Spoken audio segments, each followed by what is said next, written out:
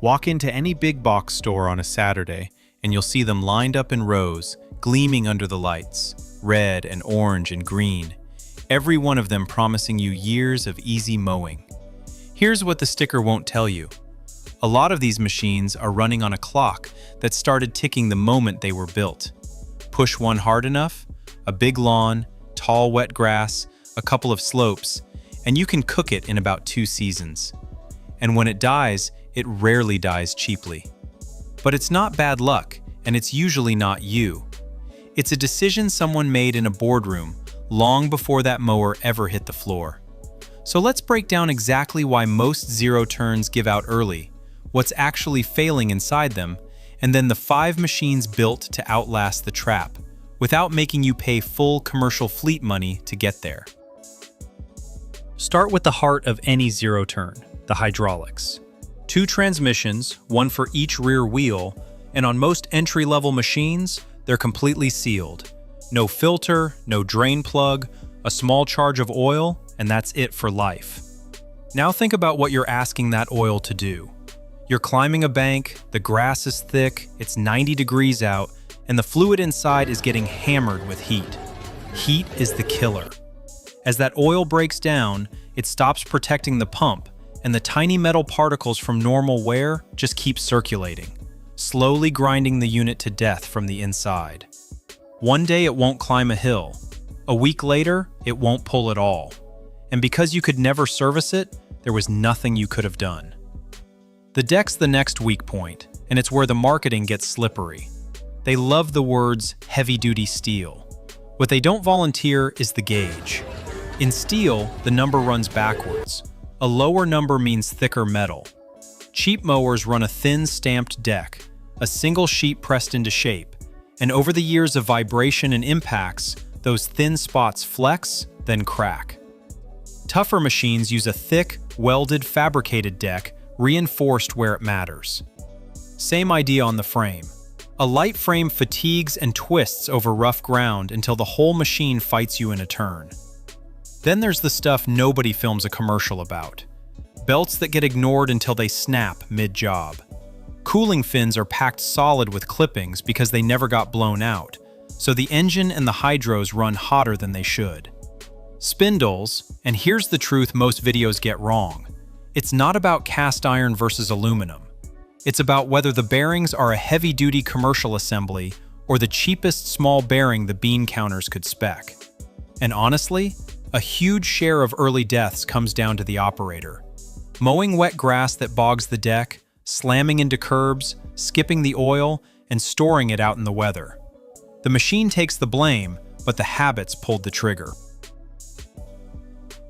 Now here's where it gets painful, because when one of these dies, the math at the repair counter rarely works in your favor. Shop labor runs anywhere from $90 to $140 an hour. A sealed residential transaxle isn't rebuildable. You replace the whole unit, roughly $500 to $800 in parts alone, and since there are 2 of them, fixing one leaves a worn-out twin on the other side. By the time it's diagnosed, swapped, and the belts are done, you're often staring at $1,000 to $1,500.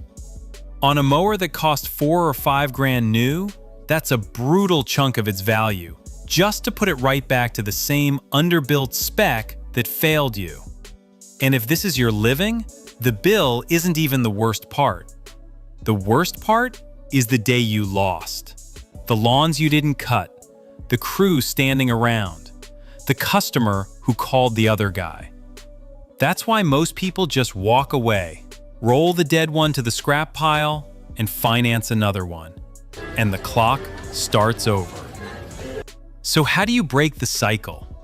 You stop reading the paint and start reading the spec sheet. A few machines bridge the gap, giving you real serviceable commercial guts without the $10,000 fleet price. Here are 5 worth your money. Start with the Skag Patriot. Skag's a legend in commercial mowing, and they didn't gut the Patriot to hit a price. You get a fully fabricated cutter deck and dual hydro gear transaxles, a ZT3100 on the 52-inch, a a ZT3400 on the 61, both with all-metal gears, spin-on oil filters, and big cooling fans. That's the difference that matters. You can change that fluid and filter and run it for thousands of hours instead of praying it survives. The honest downside is weight and rigidity. This is a heavy, old-school machine with no frame suspension, so if you're sloppy on the levers on damp turf, the rear tires can scuff and scalp in a tight turn. But the part that ends most mowers early, the drivetrain, this one's built to be maintained, not thrown away. Which raises a question. What if you could keep that toughness and stop the machine from beating itself to death? That's the next one. The Ferris ISX 800. Ferris attacks durability from a completely different angle, with suspension. Up front, it's a true independent setup, and out back, a swing arm cradle, both riding on adjustable coilover shocks. That's not just a comfort gimmick. Every bump the suspension eats is a shock load that never reaches the frame, the deck, and the spindles, so the machine literally absorbs the abuse that warps and cracks rigid mowers over time. Under it sits a fully serviceable commercial hydro gear ZT3400 drive and greasable spindles you can actually maintain. The trade-off is complexity. All that suspension means more moving parts, more grease points, more bushings to keep an eye on. More to maintain, but far less to replace. And speaking of avoiding the dealership, what if you want real commercial bones without stretching the budget at all? That's the Gravely ProTurn ZX. This one drops you straight into commercial-grade hardware at a price that doesn't sting. You get serviceable Hydro Gear ZT3200 transaxles and Gravely's X-Factor 3 deck, a thick 7-gauge fabricated shell with reinforced spindle mounts, all sitting on an automotive-style tubular frame with a low center of gravity. For the money, the bones are hard to beat. The real downside is the footprint. That deck is built deep to move a ton of grass, which makes the whole machine bulky, so a tight single-car garage or a narrow backyard gate can turn into a daily wrestling match. Now, if you love that Gravely architecture but want something tuned a little more for a home property, the company that owns Gravely makes exactly that. The Ariens Apex. Ariens is Gravely's parent, and the Apex rides on that same heavy-duty, fully welded tubular frame, with serviceable Hydro Gear ZT3100 transaxles and a genuine 10-gauge fabricated deck, commercial-grade pieces at a residential price. The compromise is in the small stuff. It runs a prosumer-grade engine and a foot-operated deck lift that takes a real push of the leg to pop up, where pricier machines give you an easier system. It's also backed mostly as a consumer machine, with only a short commercial warranty, so this is the one for a serious homeowner or large acreage cutter, not a daily crew. Last name on the list, and the one you have to be most careful with, the Husqvarna Z400 series. Be careful here, because the Husqvarna mowers stacked at the home improvement store are not this. Those are the thin-deck, sealed transmission machines we've been warning about. The Z400 Professional series is a different animal. A real commercial line built around a heavy-duty Parker HTE drive, greasable spindles, and a rugged professional fabricated deck made for full-time work.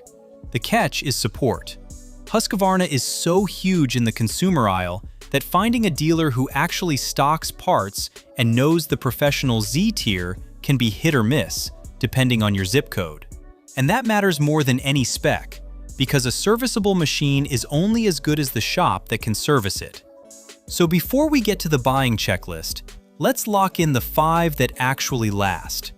The Scag Patriot, if you want old-school commercial toughness and a drivetrain built to be serviced, not scrapped.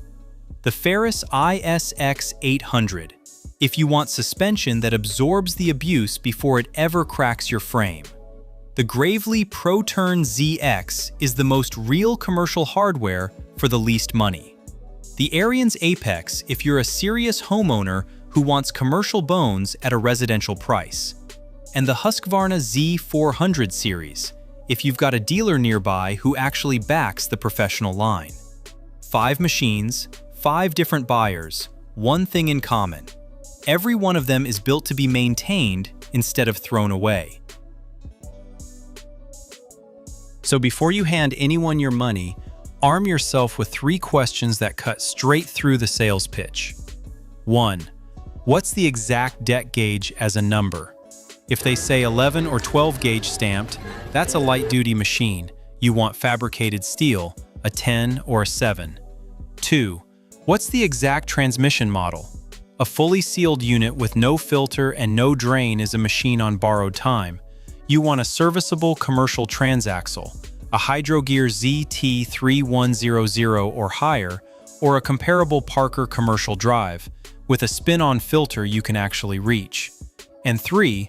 Ask to see the warranty's fine print on commercial use, and ask where the nearest dealer is and whether they stock parts.